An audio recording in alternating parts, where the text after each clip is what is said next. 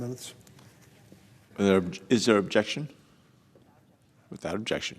Mr. President, I hope that my remarks are even less. I stand in solid support of the accession of Finland and Sweden into NATO. Just a few weeks ago, I was fortunate to visit Lithuania. It's a country which means a lot to me personally and to my family. And I met with the former president, Vala Adamkus. Adamkus, a Lithuanian immigrant to the United States, had a distinguished record in our government service here and then returned to Lithuania after his retirement from the U.S. federal government and ran successfully for president. He had the vision to realize that the future of Lithuania and the Baltic states was in the European Union and NATO, and worked strenuously to achieve those goals, and I was happy to be joining him in that effort. Now, this moment in history really complements his leadership, because the accession of Finland and Sweden to to NATO, is a confirmation that the Baltic Sea is safer than ever when it comes to the West.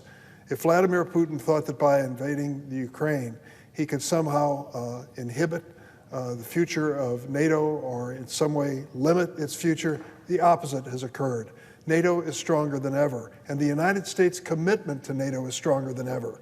The fact that only a handful of senators from either political party are even questioning the accession of Sweden and Finland are good indications to me that we have bipartisan support for this NATO coalition now more than ever, and we should. First for the Ukrainians, and secondly for the United States and its future.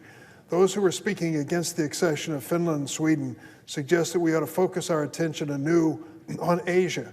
Well, we cannot ignore Asia. It's an important part of our near-term future, and we've got to show strength throughout the world. Why don't we start right now with this accession of Finland and Sweden?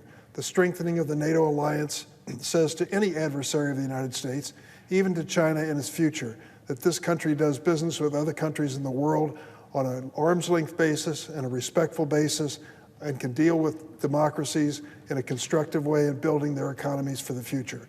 I will gladly join in the support of the accession of Finland and Sweden to NATO. I believe it not only strengthens that alliance when it comes to this war in Ukraine, it prepares us for challenges in the future, and it's the right thing for America's security. I yield the floor.